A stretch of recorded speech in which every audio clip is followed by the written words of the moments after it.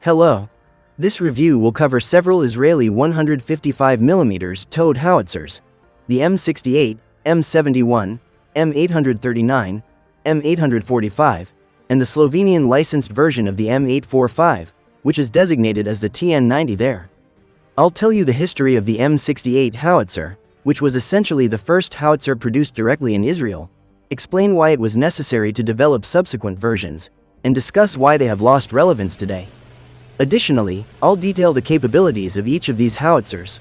Before we begin, don't forget to subscribe to the channel and click like. It helps improve our content. Let's burn. In Israel, the idea of developing its own artillery systems began to take serious shape in the 1960s. It's fair to say the thought had been entertained earlier, but only by then did the necessary opportunities arise. However, the local industry was not yet advanced enough to independently produce such equipment. In the 1960s, the company Soltem Systems turned its attention to the Finnish 122mm gun, the 122K60, which had been adopted into service in Finland in 1960. It didn't find much favor in Finland. The gun had several issues, and during the same period, Finland acquired more versatile and effective artillery pieces from the Soviet Union, such as the 122mm D-30 howitzer and the 130mm M46 field gun. Of the 15 122K60 howitzers in Finnish service, many were later upgraded to the 130K9060 variant, a 130mm gun designed for coastal defense. If you compare the 122K60 to the Israeli M68, you'll notice significant similarities between the two. And that's no coincidence. Soltem Systems didn't just take inspiration from the Finnish gun, they actively partnered with Tampella, the Finnish company responsible for producing it. Tampella agreed to share their expertise, engineers, and technologies. As a result, the Israeli design borrowed many elements from the Finnish gun. The same carriage, the same recoil mechanism design, 2 wheels on each side, and several other structural features. However, since Israel was receiving not only financial aid but also military assistance from the United States, the goal was to design a 155mm gun. This caliber would allow for the use of NATO standard ammunition, including shells supplied by the United States. Development of the M68 howitzer took about 3 years. By 1968, Israel had adopted it into service as a 155mm howitzer, and in 1970, mass production began, though it progressed slowly. The M68 howitzer is built on a carriage with split trail legs and features 2 wheels on each side. Its barrel has a length of 33 calibers, is made of high-strength steel, and contains 48 rifling grooves. The barrel is equipped with a single-chamber muzzle brake and an ejector. Its lifespan is approximately 2,000 to 2,200 rounds, depending on the intensity of use. The rate of fire ranges from 2 to 4 rounds per minute. For high-intensity firing, it can sustain 4 rounds per minute, while a slower rate of 2 rounds per minute is recommended for standard operation to maximize the barrel's longevity.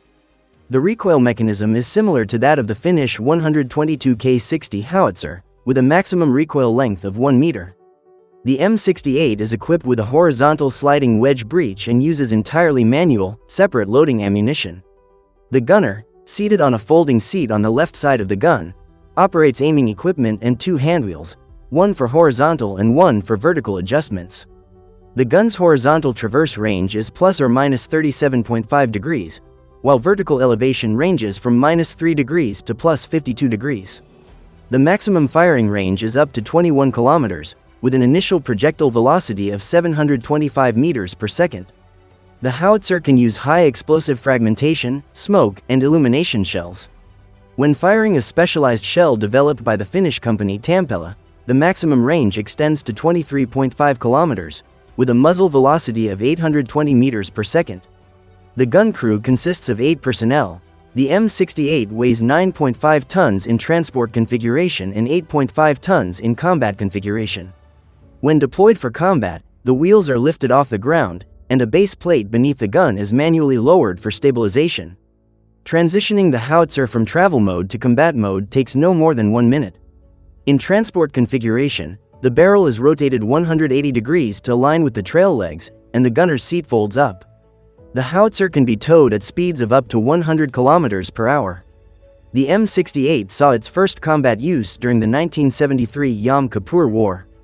At that time, fewer than 40 units had been produced, but the howitzer performed well in battle. However, its range proved insufficient, prompting the development of an improved version that began the same year. In 1974, an improved version of the howitzer, the M71, was introduced. Essentially, most of the design remained unchanged, but the barrel was lengthened to 39 calibers. The operational principles, the placement of handwheels, the ejector, the muzzle brake, and the breech mechanism were carried over from the previous version. This new model was adopted into service in 1975, and mass production began that same year. The crew remained at 8 personnel, but the maximum rate of fire was increased to 5 rounds per minute, while the sustained rate of fire remained at 2 rounds per minute. The maximum firing range with standard shells was extended to 23.5 kilometers, and with extended range shells, it reached up to 28.5 kilometers. The M71 first saw combat in 1982 during the Lebanon War, where it was used alongside the M68. However, the total number of howitzers in service was still limited, about 100 units combined. Both versions were exported to various countries in Africa and Asia, and at one point, Israel even signed a contract with Iran before their political relationship completely deteriorated. That contract was ultimately never fulfilled due to the fallout between the two nations. Despite these challenges, the development of Israeli howitzers did not stop there. In 1983, the Israeli military adopted an upgraded version of the M71 howitzer, designated as the M839. This version featured improvements to the barrel and other components, while retaining the barrel length of 39 calibers, as indicated by the name. Just 1 year later, in 1984, another upgraded version was introduced, the M845, featuring a longer barrel measuring 45 calibers. These two versions had enhanced horizontal and vertical aiming capabilities, with a horizontal traverse range of plus or minus 39 degrees and a vertical range from minus 3 degrees to plus 70 degrees. Improvements were also made to the muzzle brake, ejector, and recoil mechanisms. Both the M839 and M845 were further developed into two sub-variants, the M839P and M845P, with the P standing for propulsion. These variants were equipped with a Deutz F4L 912 diesel engine, producing 80 horsepower. The engine, mounted on the left trail leg, allowed the howitzer to move independently over short distances at speeds of up to 17 km per hour. It also enabled the automated deployment and retraction of the trail legs and the lifting of the wheels. Additionally, a crane was installed on the right trail leg, designed to lift shells from the ground and transport them to the breech. These enhancements increased the weight of both versions, bringing them to 10,850 kilograms, including the engine and crane. In total, approximately 500 units of the M68, M71, M839, and M845 howitzers were produced. The M845 and its subvariants were exported to multiple countries, including Slovenia, Chile, South Africa, Uganda, Cameroon, Thailand, Singapore, and others. Slovenia also acquired a license to produce the M845 domestically, resulting in the creation of the TN90 howitzer. The first Slovenian-produced licensed howitzer was unveiled in 1995, marking the year it was officially adopted into service there. However, the first units from serial production began entering the Slovenian army in 1996. In Slovenia, the M845 underwent several upgrades. A new 45 caliber barrel was installed, enabling the howitzer to engage targets at a maximum range of 39 kilometers. The recoil mechanisms and breech were also improved. The vertical aiming range of the barrel was set between minus 3 degrees and plus 70 degrees, while the horizontal traverse range was expanded to plus or minus 42 degrees. The barrel's lifespan was increased to 2,200 rounds, and the crew remained at 8 personnel. The Slovenian TN90 can utilize all 155mm NATO standard shells. Its weight and transport configuration is 9,400 kg. Additionally, a loader was installed to the left of the breech near the gunner, simplifying and speeding up the process of loading shells into the chamber.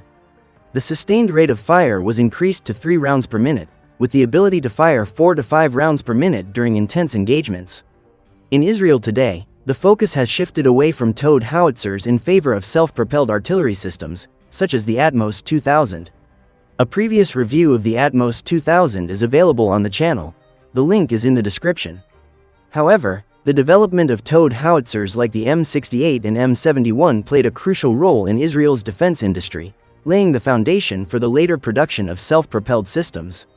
These howitzers were pioneers, marking the beginning of a journey that led to Israel becoming a global leader in military technology.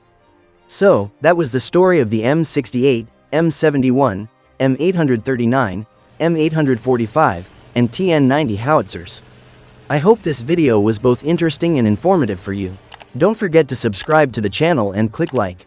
That's all from me, wishing you peaceful skies. See you next time.